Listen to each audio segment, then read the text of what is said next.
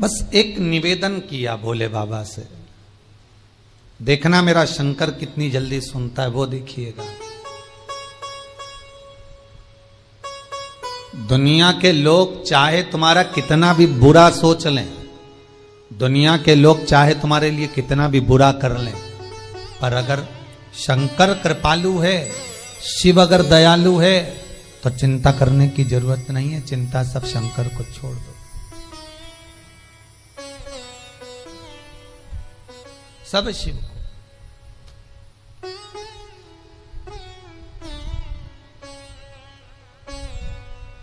बाबा भोलेनाथ जी के दरवाजे पर जाकर खड़ी हो जाती, शिखर का दर्शन करती, बाबा से विनती करती, हे महाकाल, मेरी बहू ने आपके मंदिर में आने का मना करा है, पर आपके दरवाजे पर आने का मना नहीं करा। मेरी बहू जैसी दुनिया में कोई बहू नहीं होगी महाकाल। अगर वो चाहती तो ये कह देती कि तुम महाकाल के मंदिर के बाहर भी मत जाना, महाकाल का मंदिर के सामने भी मत जाना। पर सास क्या कर रही है, मेरी बहू ने मंदिर के अंदर जाने का मना करा है, मंदिर के बाहर नहीं। मेरी बहू जैसी बहू नहीं होगी। आप कृपा करना बाबा, कभी अगर मौका मिल जाए, कभी दया हो जाए, तो मैं अंदर नहीं आ सकती, पर आप तो बाहर आ सकते हो ना, बस ऐसी कृपा कर। उज्जैन में आज भी एक बूढ़ा महाकाल है, उज्जैन में आज भी बूढ़ा महाकाल है। महाकाल के मंदिर के दर्शन करोगे, जब बाहर निकलोगे तो पास में एक मंदिर बिल्कुल महाकाल जैसा है, जिसका नाम है बूढ़ा महाकाल। और जैसा महाकाल का शिवलिंग है, वैसा कि वैसा ही शिवलिंग बूढ़े महाकाल का है, वैसा कि वैसे ही शिवलिंग। बस शंकर को पहचानने के नेत्र चाहिए। शंकर को जानने के लिए परख के नेत्र चाहिए। हीरा को परखइयो राम कौन कोई नहीं रे, कौन जाने भगवान को, कौन पहचाने भगवान को, उनको पहचान के नेत्र चाहिए। और जहां जहां पर मेरा विश्वनाथ, मेरा शंभु, मेरा शंकर अलमस्त होकर बैठा हुआ है, वह दुनिया का सारा दुख अपने आप कट जाता है महाराज।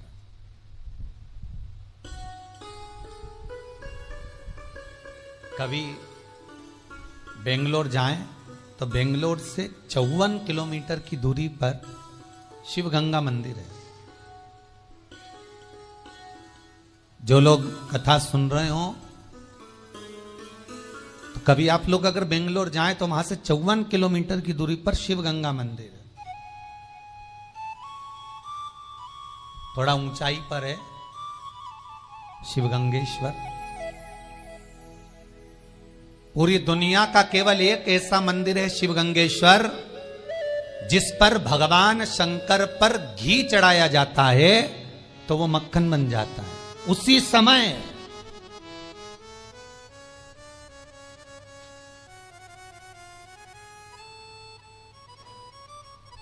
अच्छा, दुनिया के लोगों ने मक्खन को तो घी बनते देखा होगा। अरे बोलो तो सही है गलत है? जितने ऑनलाइन श्रवण कर रहे हो, मक्खन का घी बनते तो देखा होगा, पर घी का मक्खन बनते हुए कभी देखा है क्या?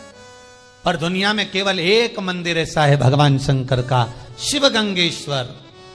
भगवान शंकर बेंगलोर से 54 किलोमीटर की दूरी पर जाओगे, जहां पर बैठकर माता पार्वती ने शंकर के लिए साधना करी थी। केवल एक मंदिर ऐसा है जहां पर घी चढ़ाओ तो वो मक्खन बन जाता उसी समय। और हजारों वैज्ञानिक, हजारों लोग उसका रिसर्च कर करके रह गए, पर उनको ये नहीं मालूम पड़ा कि आखिर ये मक्खन कैसे बन जाता। और आप भी लेकर जाना, 1-2 किलो घी लेकर जाओ, आधा किलो ले जाओ, 250 ग्राम ले जाओ, 5-10 रुपए का ले जाओ, कितना भी पिघला कर, गरम कर कर, तपा कर, कैसे भी लेकर जाना और चढ़ाओगे और मक्खन बन जाएगा। जैसे मनाली का बिजली महादेव, कुल्लू मनाली में बिजली महादेव, जहां पर सबसे पहले अगर बिजली गिरती है तो शंकर भगवान के शिवलिंग पर गिरती है और शंकर भगवान के टुकड़े टुकड़े हो जाते हैं। बिजली महादेव।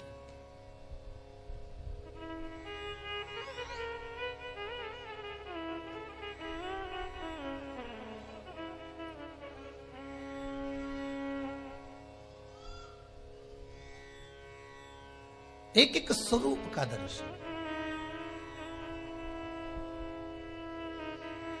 एक प्रश्न आया था, गुरुजी आप जिस जिस महादेव का वर्णन करते हो प्रयास करा करो कि उसका दर्शन हमको टीवी पर हो जाए। तो अभी तो खैर अब 2-3 दिन की कथा बची है, इतना समय नहीं मिल पाता। आने वाले समय में जब भी बाबा विश्वनाथ कृपा करेगा और कथा फिर और जो ऑनलाइन होंगी उसमें जिस जिस शंकर का हम व्याख्यान वर्णन करेंगे उस मंदिर का दर्शन और उस शिवलिंग का दर्शन आपको टीवी के माध्यम से भी करा दिया करेंगे, जिससे सबको मालूम पड़े कि ये शिवलिंग है, इस शंकर का ये महत्व है, ये शिवलिंग का स्मरण है। तो भगवान स्वयं वो वेधव्य नारी, वो बूढ़ी मां शंकर से कहती है कि अगर मैं अंदर नहीं आ सकती तो मेरा महाकाल, मेरा महाकालेश्वर, मेरा शिव, मेरा करुणा सागर तो बाहर आ सकता है।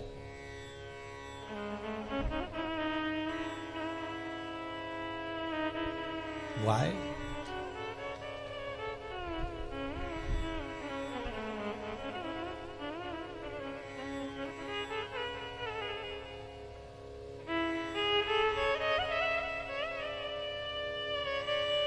एक वो भजन गाया था ना, उसको नीची आवाज में गाना, ऊंचे। उज्जैनी के राजा, उसकी धुन बजाए लो।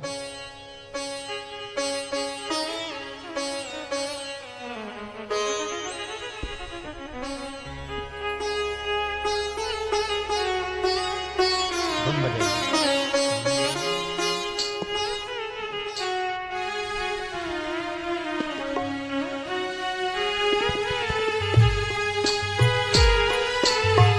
उज्जैनी के राजा कभी कृपा न करिया, उज्जैन के राजा कभी कृपा न करिया, दुखिया पे डालना रे ओ भोले बाबा।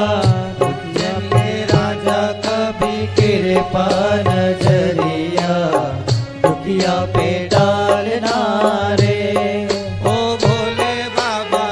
उज्जैन के राजा कभी कृपा न करिया, दुखिया पे डालना रे ओ भोले बाबा।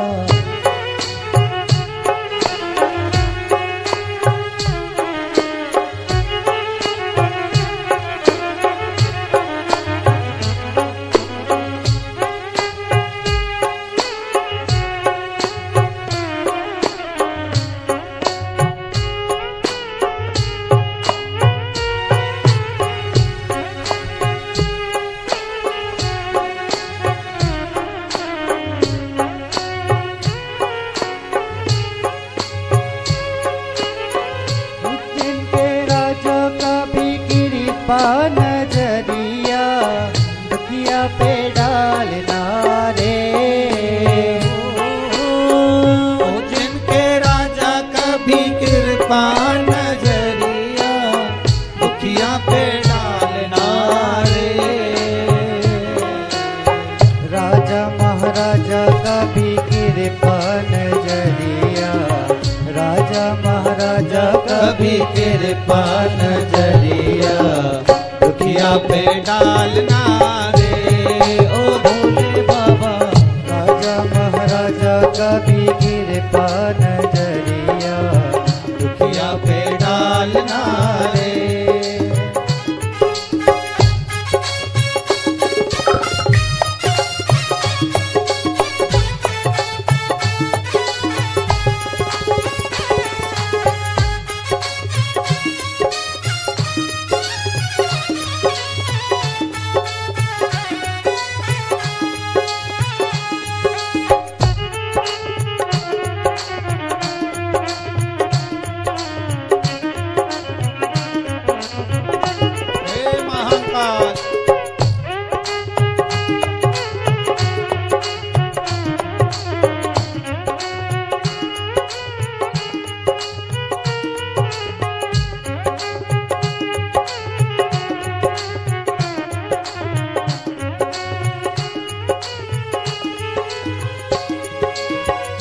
पार्वती पति शिव जी है प्यारे, कैलाश पर मेरे भोले विराजे, मेरे भोले विराजे, मेरे भोले विराजे।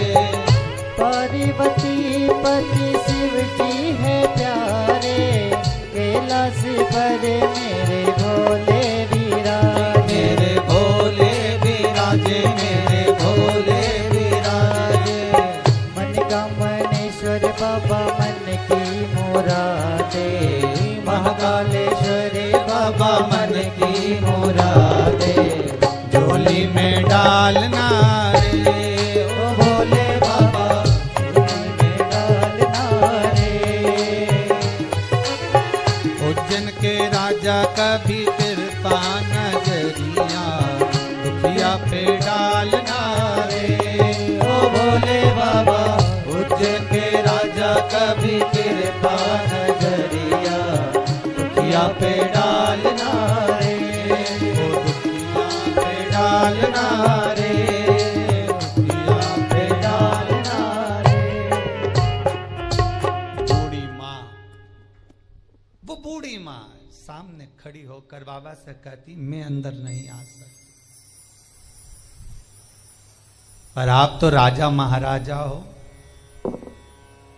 आपके बराबर कौन होगा,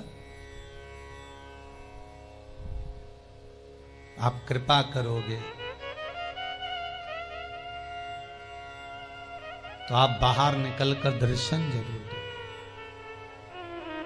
देखो, कोई भी शिवलिंग कहीं पर अगर स्थापित होता है तो उसका कोई ना कोई महत्व जरूर होता है। और 12 ज्योतिर्लिंग में जो जो शिवलिंग विराजमान है, चाहे कपालेश्वर हो, काशी विश्वनाथ हो, कुबेरेश्वर हो, चाहे महाकालेश्वर, बूढ़ा महाकाल, ये जितने शिवलिंग हैं, उज्जैनी के एक एक शिवलिंग का स्मरण अगर करें आप, उज्जैनी के एक एक शिवलिंग का यदि भाव देखें तो आपको ज्ञात होगा कि उस शिवलिंग का महत्व क्या है।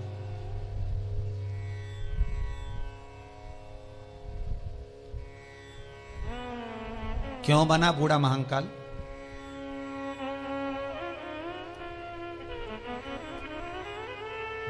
जब, और ध्यान देना महाराज, पूरी दुनिया में केवल 2 ज्योतिर्लिंग ऐसे हैं जहां पर बूढ़ा महाकाल है और एक है बूढ़ा सोमेश्वर, बूढ़ा सोमनाथ। बाकी के आपने कभी सुना कि बूढ़ा काशी विश्वनाथ या बूढ़ा भीमा शंकर या बूढ़ा आप त्र्यंबकेश्वर? नहीं, केवल 2।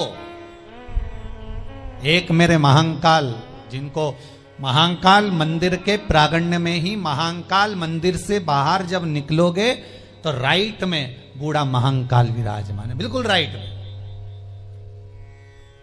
बूढ़े महाकाल वहां पर विराज। और एक सोमनाथ जी का जब दर्शन कर कर आप बाहर निकलोगे तो बड़ी रोड से जैसे ही बाहर निकलोगे तो राइट में बूढ़ा सोमनाथ, बूढ़े सोमनाथ। अब बूढ़ा महाकाल क्यों प्रकट हुआ, किस लिए?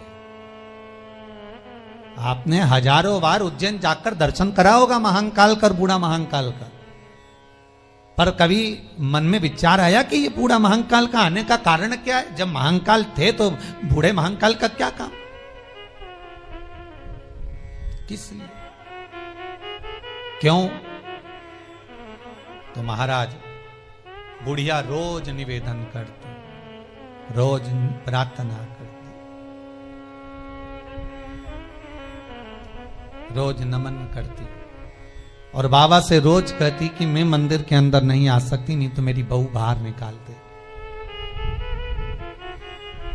आपके घर में अगर दुख है, कल कथा में कहा था कि आज कथा में आपको बताया जाएगा कि घर में दुख है तो उसको मिटाया कैसे जाए, घर का क्लेश कैसे समाप्त किया जाए, घर में से दुख और तकलीफ को कैसे दूर किया जाए। अगर बहुएं क्रोध कर रही हैं, सास क्रोध कर रही है, भाई भाई में झगड़ा हो रहा है, परिवार कुटुंब टूट रहा है, तो उसको समाप्त कैसे करें? और उसको समाप्त करने की सामर्थ्यता किसी में नहीं हो सकती, क्योंकि भगवान विष्णु और लक्ष्मी के बीच में जब क्रोध होता था तो शंकर भगवान और पार्वती जाकर समाप्त करते थे। ब्रह्मा और ब्रह्माणी के बीच में जब क्रोध हुआ तो शंकर और पार्वती ने जाकर समाप्त करा। इंद्र और इंद्राणी के बीच में क्रोध हुआ तो शंकर और पार्वती ने जाकर समाप्त किया। उसके सिवा कोई समाप्त भी नहीं कर सकता।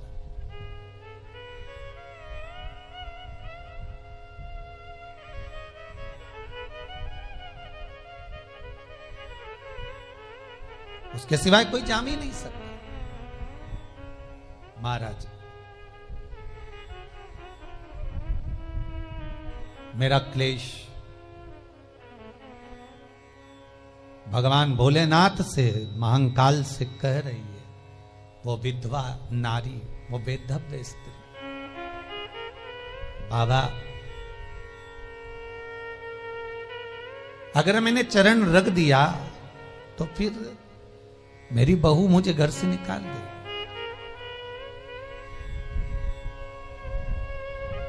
और बहू जो मिली है वो कर्म का भोग भोगने के हिसाब से मिली है।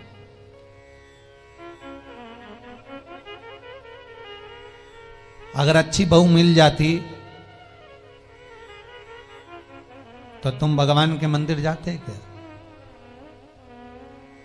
भजन में दिल लगता क्या? मिली है। कुछ ताने ऐसे दे देती है बहुएं, कोई सास ऐसा ताना दे जाती है, कोई बहू ऐसा ताना दे जाती है जो हृदय को कचोड़ जाता है। फिर वो घर से मन हट जाता है और भगवान में लग जाता है। भगवान अपनी ओर खींचने के लिए आपको ऐसे मिलवाता, ऐसे योग बनाता।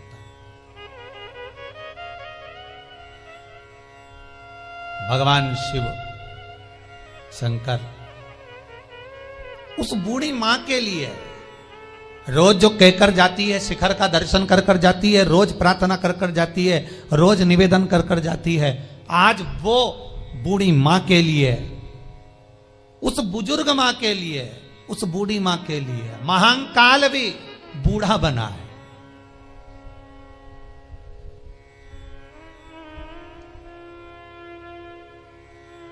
राम कथा याद करिए।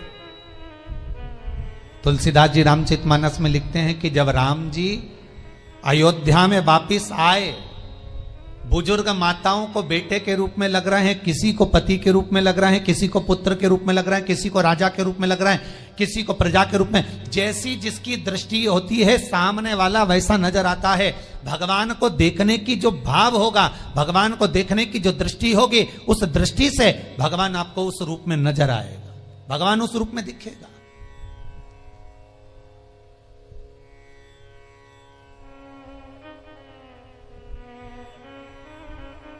आपका जो भाव है, आपकी जो दृष्टि है, उस दृष्टि से भगवान नजर आता है, भगवान दिखता है।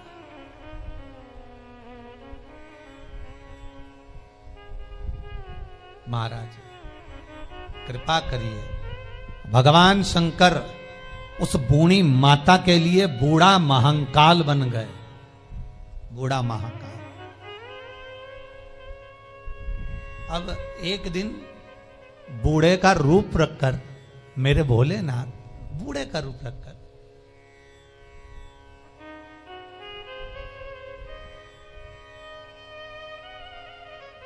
मंदिर के बाहर बिल्कुल रोड के किनारे बैठे हुए थे, बिल्कुल बाहर। ये आज की कथा नहीं है महाराज, पुरातन कथा। आप सोचो कि भगवान बूढ़ा महादेव तो महाकाल के मंदिर के पास में ही है। महाकाल का मंदिर और बूढ़ा महाकाल का मंदिर दोनों पास पास में लगे हुए हैं। तो यहाँ अंदर तो ये प्रांगण जो बना, जो आज आप उज्जैनी को देखते हो, उज्जैन का मंदिर महाकाल का देखते हो, ये बड़ा सारा जो प्रांगण देखते हो, खूब फैला हुआ देखते हो, ये तो अब बना है। उस समय तो केवल अगर पुराना उज्जैन का कभी फोटो निकालना, कभी कुंभ मेले का फोटो निकालना, या उज्जैन में ही जाकर प्राचीन इतिहास को देखना, तो केवल महाकाल का मंदिर आपको नजर आएगा और बूढ़ा महाकाल का मंदिर नजर आएगा। आसपास पूरा खुला। उसी तरह बस सामने बूढ़ा महाकाल बूढ़े का रूप रखकर सामने बैठा हुआ था, बुजुर्ग का रूप रखकर, बूढ़े का रूप रखकर बैठे भगवान। और बूढ़ी मां फिर दर्शन करने के लिए आई। उसने फिर निवेदन करा, बाबा मैं अंदर नहीं आ सकती, पर आप बाहर आ सकते हो, आप कृपा करिएगा। बूढ़े का रूप रखकर महाकाल बाहर आए और महाकाल ने आकर बूढ़ी माता से कहा, तू क्या चाहती है, बोल,